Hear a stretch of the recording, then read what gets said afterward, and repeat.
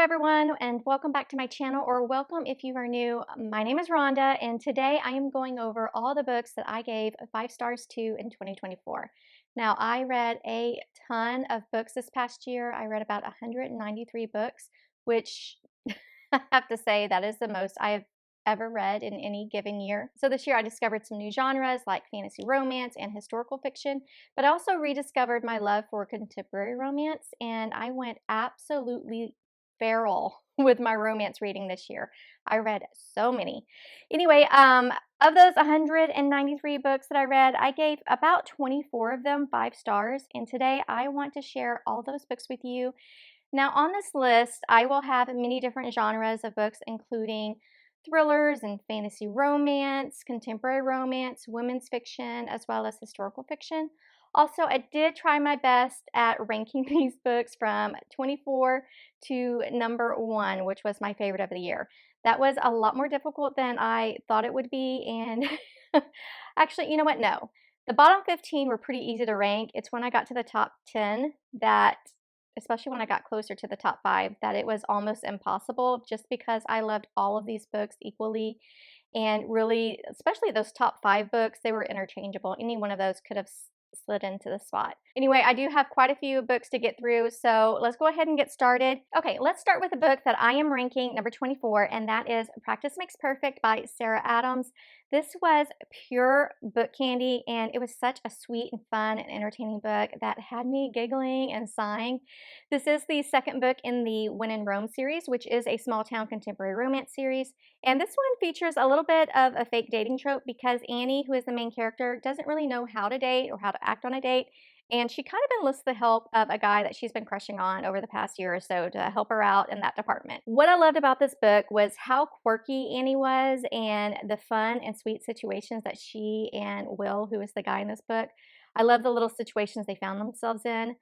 This author does write closed-door romances, and I read I read 8 of her books this year, and this was by far my absolute favorite. It was just a sweet, good time. The third book in the series came out on January 7th, and I cannot wait to read that one and continue with the series. Coming in at number 23 is The Plight Before Christmas, and this is by Kate Stewart, and I'm actually pretty shocked that a holiday romance got 5 stars and actually made it on this list. This one is a holiday romance with a second chance trope. It is a little spicy, but I was actually able to handle it. But something that I really was not expecting in this one was there was some depth to it. It wasn't just a goofy, rom-commy good time.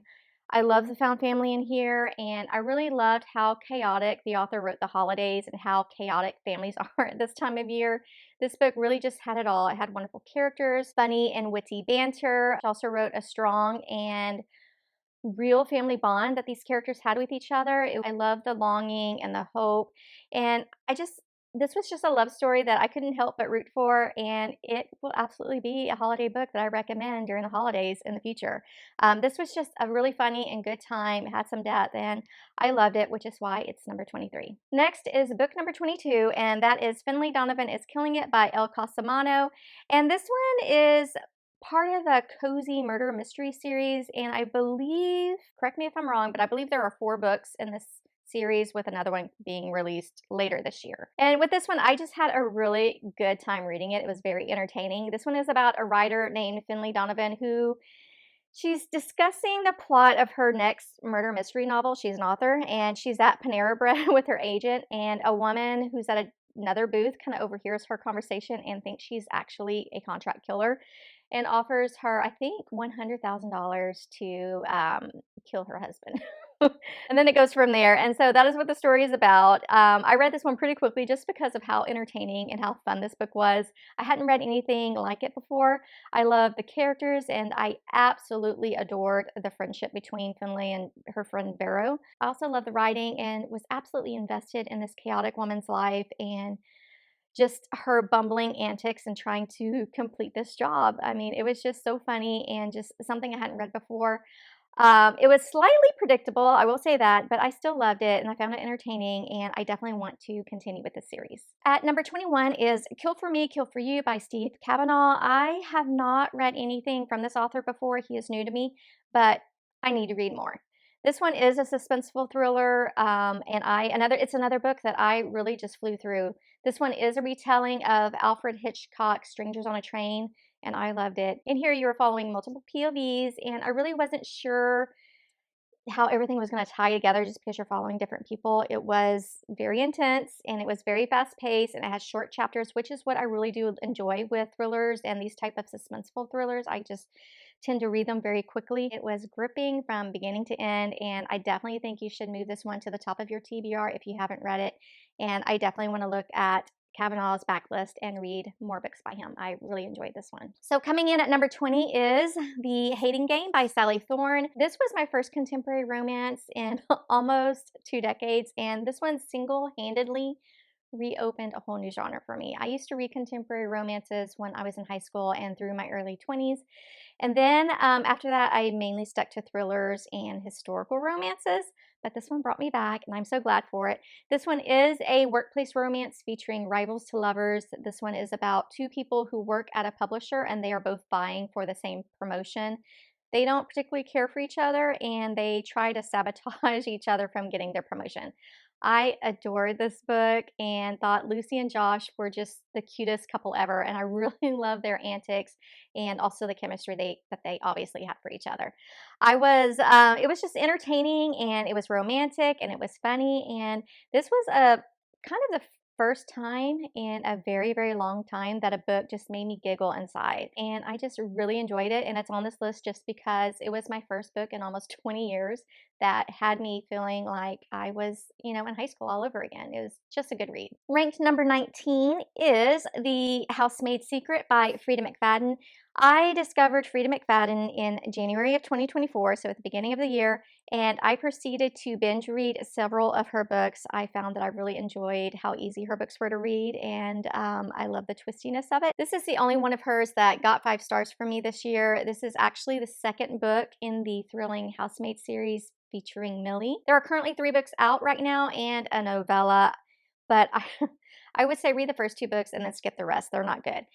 Here you're following Millie as she is the housemaid for her second family, and once again, secrets begin to unravel about the family, and Millie finds herself caught in the middle of it all once again. The reason why this one is on the list and why it got 5 stars is because of the plot twist that I did not see coming.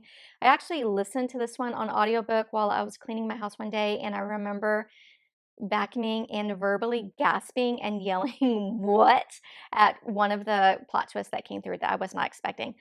This is another one that I flew through and I finished it in less than 8 hours, and I would highly recommend this series. Actually, I would recommend the series, but again, just read the first 2 books. The rest of them, you don't need to read those. They were actually not that good. With Frida McFadden books, you do need to know that I do generally have enjoyed most of her books. Some were just okay, and some were a little bit forgettable, but for the most part, they're 3 stars and up. They're easy to binge read, and they're just typically a fun, good time. Coming in at number 18 is the rom-com The Unhoneymooners by Christina Lauren. And this is the first book that I read from this author duo, and I loved it. I would say this is one, not the best, but one of the best enemies to lovers trope that I've read this year, and that's really why this is on the list. This is about Olive and Ethan, who really, truly despise each other. Olive's twin sister is actually getting married to Ethan's brother or his best friend, I can't remember which. But when everyone gets very, very ill at the dinner reception after the wedding, they agree to go on this honeymoon together so it doesn't go to waste. And they kind of have to pretend that they are Olive's twin sister and her new husband in order to continue with this charade. So I really loved the banter between these two. They do not like each other. I love the close proximity, and I love their slow burn chemistry. I thought it was very well done. So this one was just so much fun to read, and it was a little bit steamy, and I don't typically like steamy books, but I was able to get through it. Definitely grab this one if you haven't already, and definitely grab it if you love a good steamy hate to love romance. You're gonna have a good time with this one. Next is another Christina Lauren book, and it comes in at number 17, and that is Love in Other Words. And this one is a sweeping then and now summer romance romance. And I know that this is probably their most loved book by other readers, and it did not disappoint at all. It's definitely worth the love. This one is both heartwarming and heartbreaking, and I really loved how the authors intertwined their childhood friendship with their present day relationship. The characters just felt so incredibly real, and it really made for such an emotional and just a powerful journey that I truly, truly enjoyed. If you love then and now romances with a lot of depth, then this is definitely a must read. I did cry in this book, so be prepared. I really enjoyed this one. Number 16 is my first of two Colleen Hoover books that are on this list, and this one is November 9, and it completely blew me away. This one is about two people who meet one day at a restaurant, and they end up having a connection, and they end up spending this entire day together. But instead of exchanging phone numbers, they agree to meet once a year on the same day at a predetermined location, which I found kind of interesting and kind of unique, although not really realistic. I did enjoy that part. The chemistry between Fallon and Ben is electric, and their story is really full of twists that I did not see coming. So it just really blew me away. I loved how their connection built over the years because I think this is spanning like 5 or 10 years. So their relationship, even though they meet just once a year, it really expands and builds over the years. And I enjoyed that the chemistry that they started building with each other. The emotional roller coaster in this one was real.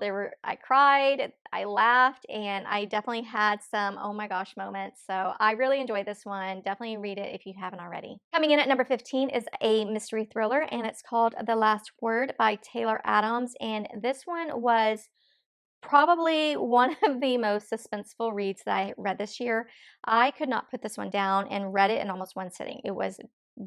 I was very much on the edge of my seat. This one is about a woman who is house sitting a beach house during the off season, and she is spending her entire time reading ebooks, and she reads this one ebook and leaves a 1-star review just because she did not like it at all. Well, after she does that, weird things start happening at the house, and that's all I'm going to say. The pacing of this book was perfect, and Taylor Adams really did an amazing job of keeping you on the edge of your seat and second guessing every character's motives. This one was just a fast-paced and twisty, suspenseful thriller that has stayed with me since I read it. And I want to say I read this back in April, but I remember everything that happened and I could not recommend it more. Number 14 is The Good Part by Sophie Cousins, and I actually loaned this one out to a neighbor, so I don't have a physical copy on me right now. But this one is marketed as a contemporary romance, but I would say it is definitely more of a women's fiction with magical realism and a teeny tiny small romance subplot. So just know that going in. I adored this book. It has magical realism with a bit of time travel, which are two of my favorite things in books. This one is about a woman who is in her 20s and she does not have it together like most 20 somethings. And she makes a wish one night to skip to the part of her life where just her life is together. She wants to skip to the good part. Well, she wakes up the next morning and she has skipped 20-ish years and she is now in her 40s and she's married with children. She has absolutely no recollection of the last 20-ish years. In fact, her last memory is making that wish. So she is trying to get back to her own timeline when she's in her 20s while trying to navigate this new life. So I really connected with this one. It was quite the emotional read. I love that she jumped to her 40s. I loved her interactions and I love the connection that she made with her son. It was incredibly heartwarming and quite the tearjerker. I definitely cried a lot in this book. So as of today, I have since read 3 Sophie Cousins books, and this one by far is my favorite. It was very well done. Next is book number 13, and that is The Rom-Commers by Catherine Sinner. And this author has quickly become one of my favorite new authors this year. I think I read 6 of her books and I really love them all, but The Rom-Commers is definitely my new favorite. This rom-com was a lot of fun to read, and it's another book that I cried in. Surprise, surprise. For those of you who have not watched my videos, hi, my name is Rhonda. I'm a book crier. I can't help it. This one is about Emma Wheeler, who was once a talented and up-and-coming rom-com writer, but her dreams have been put on hold while she cares for her dad after an accident. One day she gets a chance to rewrite a script for her idol, the famous screenwriter Charlie Yates. The problem is his rom-com is so terrible it needs a whole new word for bad. It's just awful. And Emma is the one who has to try and fix it. So she goes to LA and she ends up staying with Charlie while they work together to rewrite this rom-com. This was such a cute and fast-paced rom-com, and I love the grumpy sunshine trope in this one. Charlie is not a pleasant man to be around, and I know that this was off-putting for a lot of readers, but I really didn't mind it, and you really understand at around the end of the book of what he's going through. So I really loved Emma in this book. She is kind of quirky, and Catherine Sinner does write really good quirky characters, but she has a knack for also writing a really good inner monologue, and I really loved reading about Emma's thoughts. I also really love some of the rom-com cliche situations that Emma and Charlie found themselves in. It was definitely a love letter to the rom-com movie genre, and I loved every minute of it. Coming in at number 12 is a fantasy romance called The Serpent and the Wings of the Night by Carissa Brabant, and I went on a little bit of a fantasy romance, a romantasy tear this year after reading my first romantasy and falling absolutely in love with the genre. I think this was the second series that I started, and I really enjoyed this one. Some have said that this one is Hunger Games, but with vampires, and I would absolutely 100% agree with that.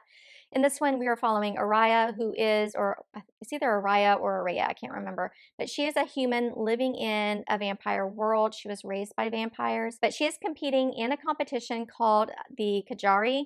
But the problem is, she is the only human competing. Everyone else are vampires. So the stakes are incredibly high. Her life is on the line.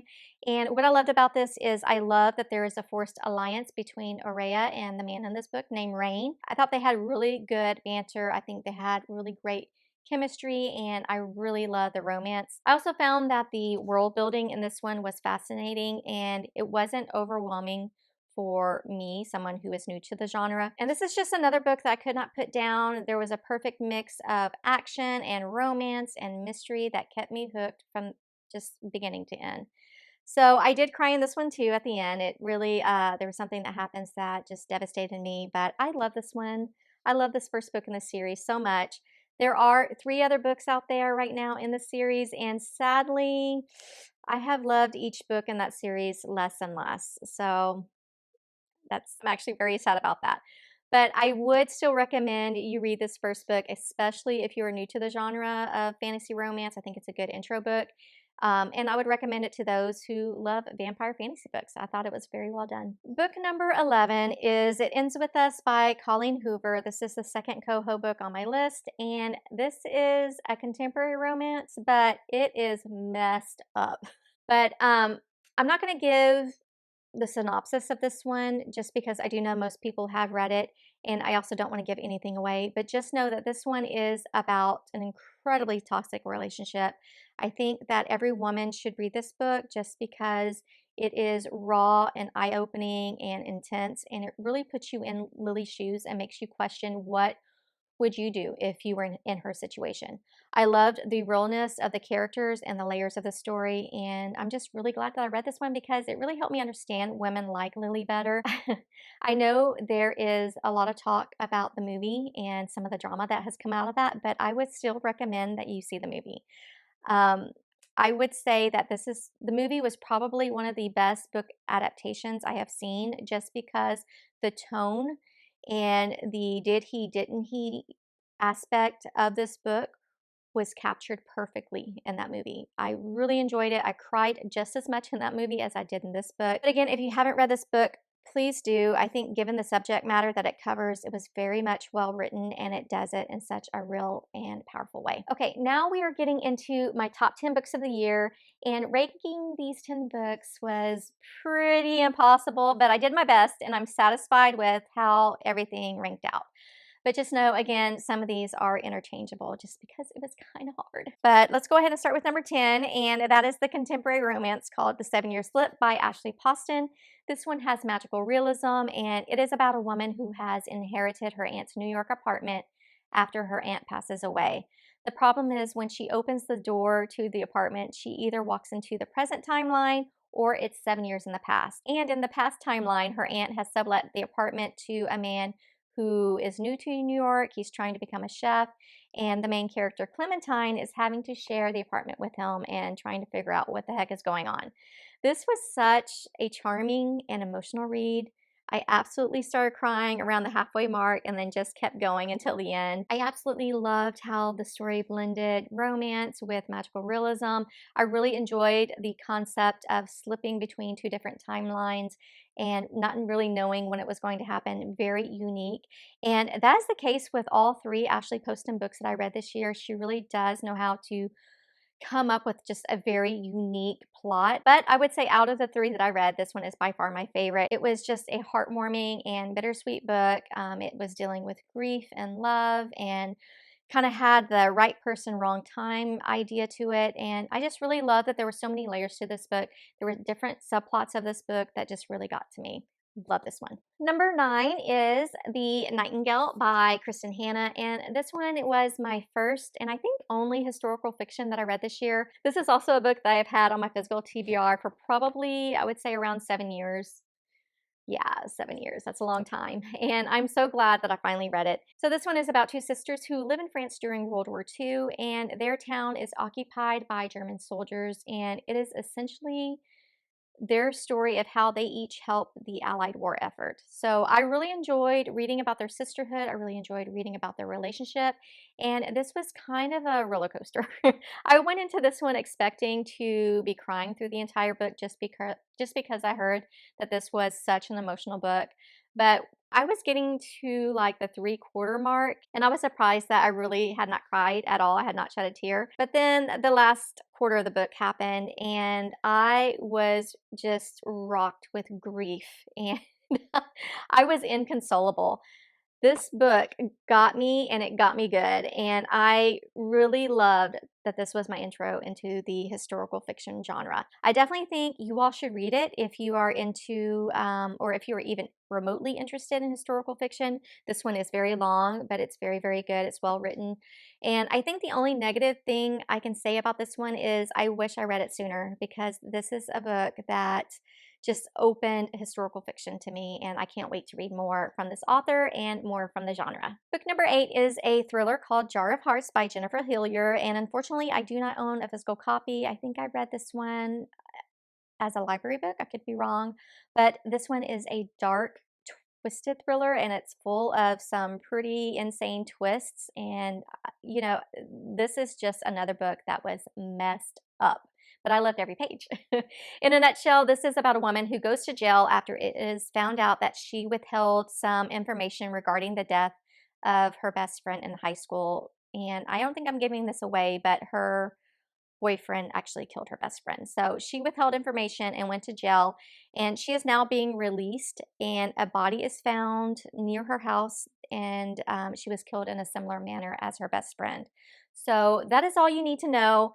This story was definitely gripping, and I definitely could not put it down. I think the author did an amazing job of balancing suspense with some emotional depth. And the big reveal at the end, wow, wow, wow. It was very well done. I did not see it coming. I read this one back in February or March, and this is one of those books that I remember absolutely everything that happened except the character names. I never can remember names of characters. I also really enjoy the writing. I thought it was beautifully written, and I would absolutely recommend it. But I would say definitely check those trigger warnings just because there are definitely some unsettling moments in this book. I had trouble getting through some parts, and I don't typically have problems with that. It just kind of puts you front row center with everything that was going on. This is told in a then and now timeline, so you're figuring out what happened when she was in high school, how she met her friend, how she met her boyfriend, what exactly happened, and you're also following her in present day, and I thought that was very well done. This was just a really good thriller, and I would absolutely recommend it. It was very well done. Coming in at number 7 is a book that I have not heard anyone talk about, and I absolutely loved it, and that is The Magic of Lemon Drop Pie by Rachel Linden. So this one is women's fiction with magical realism, and it does have a subplot of a pretty predictable second chance romance. But this one is about Lolly, who on the eve of her birthday realizes that her life isn't what she planned it to be, and she's a little upset by that. So her aunt ends up giving her 3 magical lemon drops and tells her that each one has the power to transport her to a place where a wrong is made right. Maybe something that she wished she did and she never did is something that she experiences. And she can do this for 24 hours and she's living that life for 24 hours. I absolutely love this plot, but I do have to say that this book was a punch in the face. I think this book definitely takes the place of the book that made Rhonda cry the most this past year. I mean, I cried so much. My husband was worried about me. He was asking me if I was going to be okay, if there's anything he can do. I will say that this one was kind of slow to get into. It took me about 100 pages to really get into the story, but then it really started to come together and I really started to click with it and the writing, and I loved it. It dealt with some pretty serious issues like dealing with a parent who is getting older. It is dealing with grief and the death of a parent. And this one, Lolly's mother has died. I think she died several years before, and she has just put her wants and needs on hold for others, and so she's dealing with that. And really all of those issues really hit hard for me. I really related to a lot of it. As I mentioned earlier, there is a little bit of a predictable subplot of a second chance romance, but I still really enjoyed it. I thought they were really sweet together. I love this one so much. Please read it if you haven't. Again, I haven't heard many people talking about this, and I really think more people need to read this. I thought it was very well done and just overall a really good book. Book number 6 is the fantasy romance that opened a whole new world to me, a whole new genre, and that is Fourth Wing by Rebecca Yarros. I actually got this book for my birthday from my kids, and this is the very first adult fantasy romance I have ever read, and I ate it up. I was grinning from start to finish, and I just loved every page. So I'm not going to talk about the synopsis about this one just because I know a lot of people have read it and you probably have heard about it before, but this one is very much divergent with dragons and dragon riders. And let's talk about those dragons. I think that was my favorite part of this book just because the dragons are central characters in the story and they can telepathically communicate with their dragon rider, which I thought was the absolute coolest. I also thought that the world building was absolutely captivating, but it's another one of those books that was not overwhelming for a first timer. I also loved the training and the trials and the enemies to lover romance in here that was happening. It was just a really great book, and I'm so glad I read it. I also read Iron Flame, and sadly, I did not love the first half of the book, but the second half was a lot better, and it definitely saved the book. And then the third book, Onyx Storm, comes out on January 21st. So if you haven't read this series yet, you still have time to get on board. You just need to read this book and then Iron Flame, and then you'll be ready. Highly recommend it. It's a really good intro book into the adult fantasy romance genre, and I'm so glad that I got started on this series. All right, we are getting into my top 5 books of the year, and book number 5 is The Invisible Life of Addie LaRue by V.E. Schwab. This is also another fantasy, but this one has more magical realism. And I actually feel like this is more of kind of a cozy gothic fantasy just because of the pacing of the book and the tone. It's also a little bit of a historical fantasy just because this one is set in France in the 1700s. And we are following Addie LaRue as she makes a deal with a dark god or the devil who gives her immortality, but in return, she gives up her soul. So the catch is no one will remember Addie until the year 2014 where she meets someone who does. So this story was haunting, it was beautiful, and it was so incredibly unique. Addie's journey through centuries of just loneliness and her pact with the devil and her search for meaning to her life is just, it was so captivating, and it really, really kept my attention and kept me invested in the story. And then the writing. The writing in this book is so beautiful, so flowery, so lyrical. I just wanted to read more by this author. I really took my time reading this book. It took me about 2 weeks just because the writing was so beautiful. If you haven't read this one, I urge you to give it a try. Just know that this one is very much a slower paced book, but I love that about it. I took my time reading it. It's such a good story and it is worth every one of those 5 stars. Loved it. Okay, book number 4 is a contemporary romance called Summer Romance by Annabelle Monaghan. And I discovered a lot of new authors this year. And Annabelle Monaghan was one of those authors, and she has absolutely become one of my favorite authors. She writes books with women who are in kind of an older age bracket than the typical romance book. I'm talking like 30s or even 40s, which I personally love. I'm 45, but because they're older, they tend to deal with more realistic problems, at least to me. This one deals with the loss of a parent. It deals with grief. It deals with going through a divorce. dealing with a narcissistic ex-husband, it's dealing with motherhood, and also rediscovering yourself after putting your entire life on hold for the needs of others. So it's just covered some really emotional issues, and the author wrote it so, so well. Like all Annabelle Monaghan books, I really love the pacing of the books. I don't know what she does, but she really knows how to draft a good timeline of the story where her books just don't drag for me at all. I also love the closed door romance with Allie and Ethan. Allie and Ethan have this really cute meet cute at a dog park, and it was so cute. I really loved it. And also, I really enjoyed that Ethan was just a little bit younger than Allie. But because Allie is going through a lot in this book, she's not ready to have a serious relationship. So she decides to kind of have a summer fling with Ethan. And I loved that Ethan was all in with her and so patient. Their romance was just so, so sweet. If you haven't read any books by this author, I loved all three of the books that she's put out. This one is by far my favorite. She also wrote Nora Goes Off Script. That was really, really good too. Definitely give her a chance, and I highly, highly encourage you all to read this one if you like just clean romances with characters who are just a little bit older. Coming in at number 3 is a book that after I read it, I thought for sure it was going to be my number 1 read of the year, but it ended up coming close, and that is Just for the Summer by Abby Jimenez. And just like Annabelle Monaghan and Catherine Center, I love Abby Jimenez books because she writes about real people who have real problems and real flaws, which again makes for a more relatable book. So this one is a contemporary romance, and it is actually book 3 in a interconnected series called the Part of Your World series. This one is about Emma, who is a traveling nurse, and one day she reads a Reddit thread called Am I the Asshole?, written by a guy who thinks he is cursed.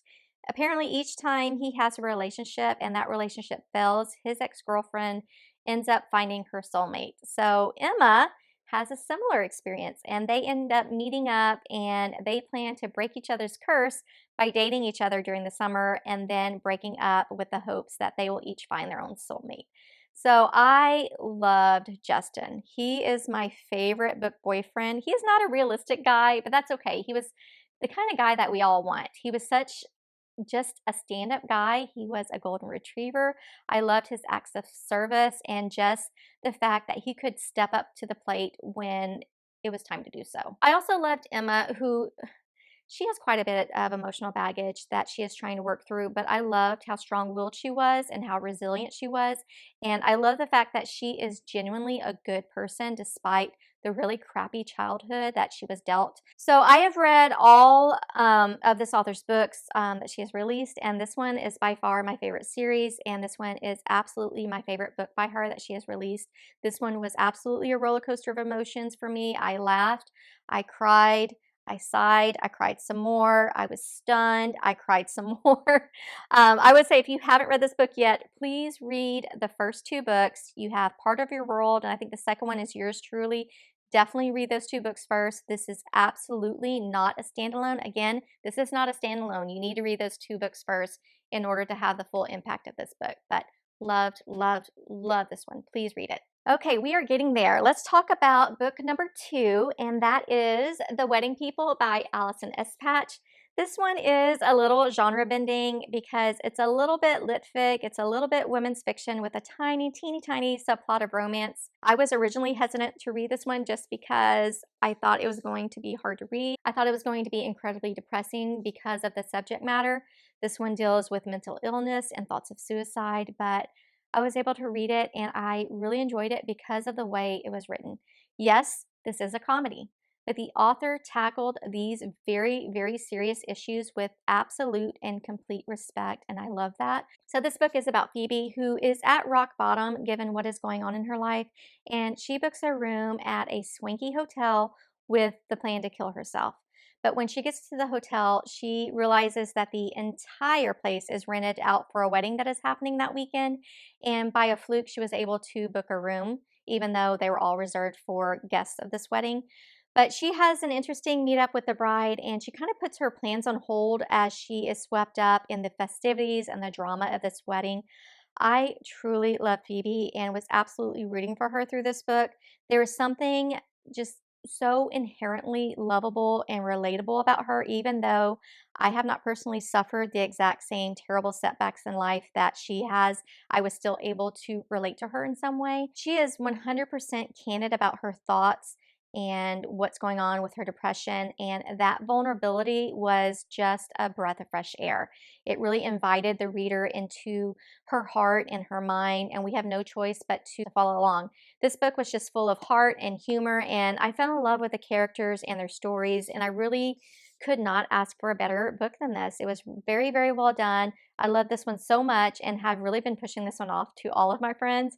If you haven't read this one, please do. It was exceptional, and this is another book where I was just like, take every star you want.